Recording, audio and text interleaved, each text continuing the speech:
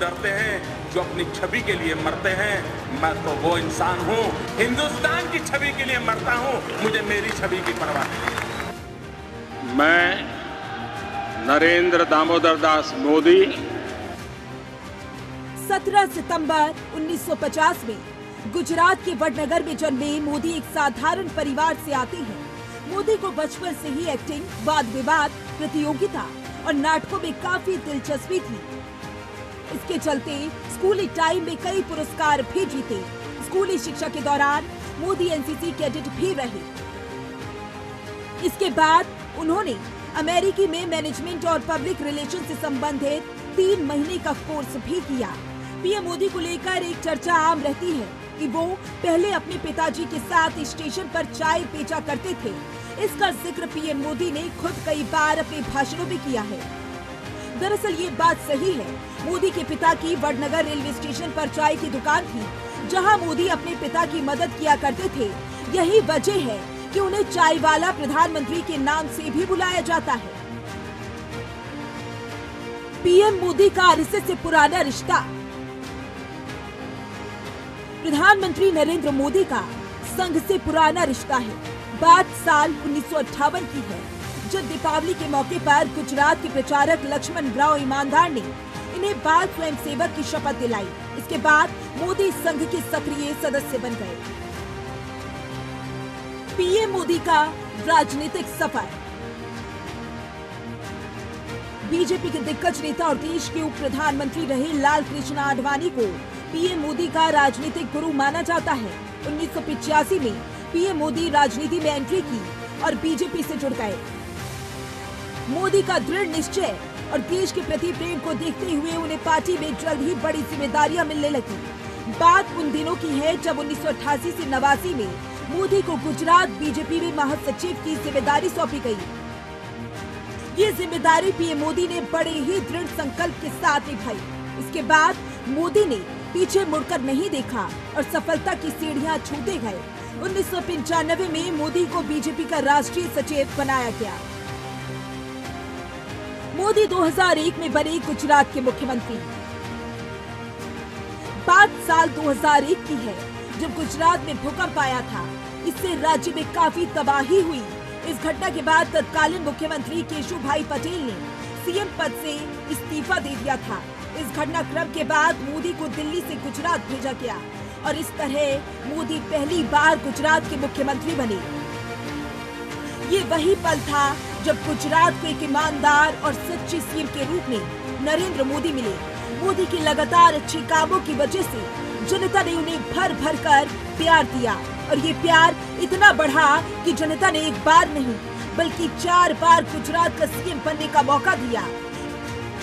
ये वही पल था जब मोदी ने खुद को साबित किया कि अगर सच्ची निष्ठा और विश्वास हो तो सब कुछ संभव हो सकता है। 2014 में पहली बार बने देश के प्रधानमंत्री। 2014 का वो समय जब लोकसभा चुनाव हुए, एनडीए की तरफ से मोदी को प्रधानमंत्री पद का उम्मीदवार घोषित किया गया। मोदी की आंधी में एनडीए ने इस आम चुनाव में प्रचंड जीत हासिल की और मोदी देश के प्रधानमंत्री बने। ये पहली बार ऐसा मौका था जब गुजरात के सीएम से मोदी ने सीधे देश के प्रधानमंत्री के पद को संभाला। मोदी ने हर बार अपनी जीत का श्रेय अपनी मां को दिया और दे भी क्यों ना, उनकी मां हीराबेन ने जिस तरह से रात दिन मेहनत करके मोदी को इस काबिल बनाया। नरेंद्र दामोदर दास मोदी ईश्वर की शपथ लेता हूं कि मैं विधि द्वारा स्थापित भारत के संविधान के प्रति सच्ची श्रद्धा और निष्ठा रखूंगा। मैं भारत की प्रभुता और अखंडता का अक्षुण्ण रखूंगा। मैं संघ के प्रधानमंत्री के रूप में अपने कर्तव्यों का श्रद्धापूर्वक और शुद्ध अंतःकरण से निर्वहन करूंगा। ये सिलसिला यही नहीं रुका। 2019 में एक बार फिर लोकसभा चुनाव में मोदी ने इतिहास रचते हुए प्रधानमंत्री पद की शपथ ली। मोदी देश के पहले ऐसे प्रधानमंत्री हैं जिन्होंने लाल किले के प्राचीर से लेकर लगातार 9 बार देश को संबोधित किया, ये मोदी के लिए ही नहीं बल्कि पूरे देश के लिए गर्व की बात थी। मैं नरेंद्र दामोदर दास मोदी ईश्वर की शपथ लेता हूं कि मैं विधि द्वारा स्थापित भारत के संविधान के प्रति सच्ची श्रद्धा और निष्ठा रखूंगा। मैं भारत की प्रभुता और अखंडता अक्षुण्ण रखूंगा। मैं संघ के प्रधानमंत्री के रूप में अपने कर्तव्यों का श्रद्धापूर्वक और शुद्ध अंतःकरण से निर्वहन करूंगा। स्थिति चाहे जैसी भी हो, लेकिन मोदी ने कभी हार नहीं मानी। सारी परेशानियों का खुलकर सामना किया और उनकी मेहनत और मां के आशीर्वाद ने उन्हें दुनिया का एक ऐसा नेता बना दिया जिसने अपनी अलग पहचान बनाई है, जिसका देश में ही नहीं विदेशों में भी मोदी मोदी के नारे गूंजे। आज देश और दुनिया का बच्चा बच्चा मोदी का नाम जानता है। कहते हैं ना कि जूते घिसकर की गई मेहनत एक दिन जरूर रंग लाती है। ब्यूरो रिपोर्ट, जनतंत्र टीवी।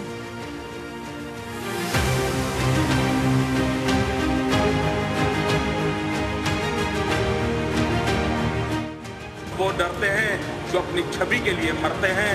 मैं तो वो इंसान हूँ, हिंदुस्तान की छवि के लिए मरता हूँ, मुझे मेरी छवि की परवाह नहीं। तो आज ही का वो दिन है जब इतिहास खुद को दोहरा रहा है और पीएम मोदी ने तीसरी बार पंडित नेहरू की तर्ज पर प्रधानमंत्री की शपथ ली है।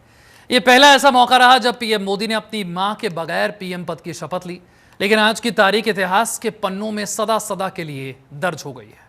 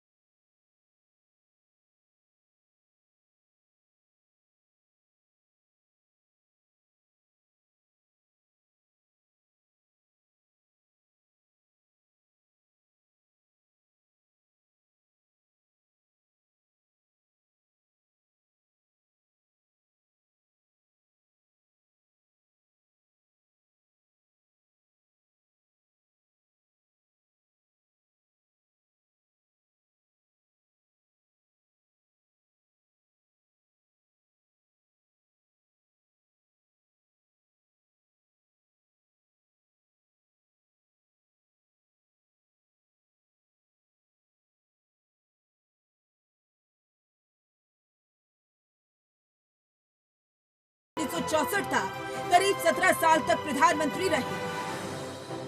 उन्होंने 16 साल 9 महीने 13 दिनों तक प्रधानमंत्री की कुर्सी संभाली।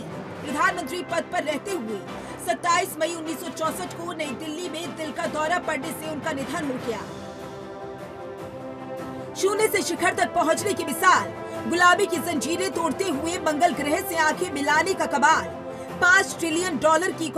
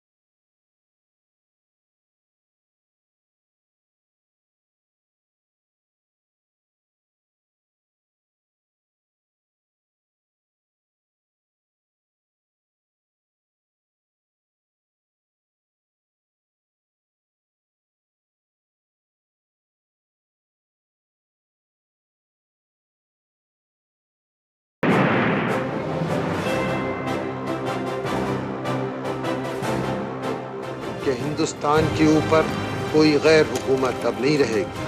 आज हम एक आज़ाद लोग हैं, आज़ाद मुल्क है।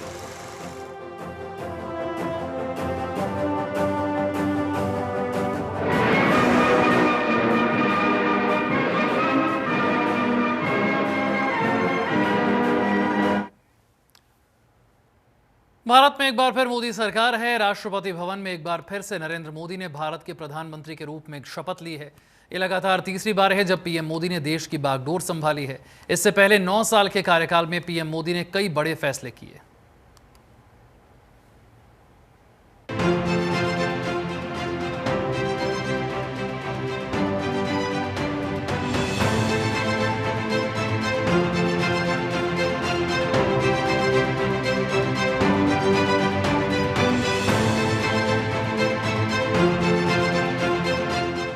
भारत में एक बार फिर मोदी सरकार आ गई है। राष्ट्रपति भवन में एक बार फिर नरेंद्र मोदी भारत के प्रधानमंत्री के रूप में शपथ ग्रहण कर ली है। ये लगातार तीसरी बार है जब पीएम मोदी देश की बागडोर संभाली है। इससे पहले 9 साल के कार्यकाल में पीएम मोदी ने कई बड़े फैसले लिए, जिससे जनता ने उनको तीसरी बार सत्ता पर आसीन होने का मौका दिया है। केंद्र की मोदी सरकार ने अपने 9 साल के कार्यकाल में कई ऐसे बड़े चौंकाने वाले फैसले लिए। पीएम मोदी का मानना है कि एनडीए सरकार ने देश को गुड गवर्नेंस दिया है और एक प्रकार से एनडीए कहते ही गुड गवर्नेंस का पर्यायवाची बन जाता है। उन्होंने कहा, इसके केंद्र बिंदु में गरीब कल्याण और गुड गवर्नेंस सर्वोपरि रहा। मैं बहुत जिम्मेदारी के साथ कह रहा हूँ कि अगले 10 साल में गुड गवर्नेंस, विकास, नागरिकों के जीवन में क्वालिटी ऑफ लाइफ मेरा व्यक्तिगत रूप से एक ड्रीम है। भ्रष्टाचार के खिलाफ पीएम मोदी अपने पहले कार्यकाल से ही मुहिम छेड़े हुए हैं। मोदी सरकार के लिए बड़ी प्राथमिकता है। अब विस्तार से समझते हैं कि 9 साल के कार्यकाल के दौरान पीएम मोदी ने जो बड़े और चौंकाने वाले फैसले लिए। पहला फैसला, नोटबंदी। 8 नवंबर साल 2016 को नोटबंदी का फैसला। 500 और 1000 के नोट चलन से बाहर हो गए। काले धन पर प्रहार के लिए ये फैसला लिया गया। मोदी के इस फैसले ने देश में खलबली मचा दी। दूसरा फैसला, जीएसटी। 30 जून को सेंट्रल हॉल में जीएसटी लॉन्च किया। 1 जुलाई 2017 से देश भर में लागू कर दिया गया। मकसद एक देश एक मार्केट एक टैक्स लागू करना था। तीसरा फैसला, बालाकोट एयर स्ट्राइक। 26 फरवरी 2019 को बालाकोट एयर स्ट्राइक की। एयर स्ट्राइक में जैश-ए-मोहम्मद के आतंकी ढेर हुए। भारत ने पुलवामा में आतंकी हमले का जवाब दिया। पुलवामा में हुए आतंकी हमलों में 40 जवान शहीद हुए थे। चौथा फैसला, आर्टिकल 370। आर्टिकल 370 का खात्मा मोदी सरकार की बड़ी उपलब्धि रही। 5 अगस्त 2019 को अनुच्छेद 370 के अधिकांश खंडों को समाप्त किया गया। 370 हटने के बाद आम लोगों को केंद्र सरकार की योजनाओं का लाभ मिला। जम्मू कश्मीर में एक झंडा एक विधान का कानून लागू हो गया। 11 मार्च 2024 को देश में CAA NRC लागू किया। 3 देशों के 6 अल्पसंख्यकों को नागरिकता देने का प्रावधान था। देश से अवैध घुसपैठियों को निकालने के उद्देश्य से लाया गया। छठा फैसला, 3 तलाक। 30 जुलाई 2019 में 3 तलाक विधेयक पारित किया। कानून बनने के बाद 3 तलाक अपराध की श्रेणी में आ गया। विधेयक को मुस्लिम महिला विधेयक 2019 के नाम से जाना जाता है। पीएम मोदी की इस जीत में सरकारी योजनाओं और बड़े फैसलों की अहम भूमिका रही है। मोदी सरकार अपने बड़े फैसलों को लेकर ही जानी जाती रही है। आज पीएम मोदी तीसरी बार प्रधानमंत्री पद की शपथ ली और देखने वाली बात होगी कि पीएम मोदी अपने तीसरे कार्यकाल में जनता के हित के लिए क्या बड़े फैसले और योजनाएं लागू करते हैं। ब्यूरो रिपोर्ट, जनतंत्र टीवी।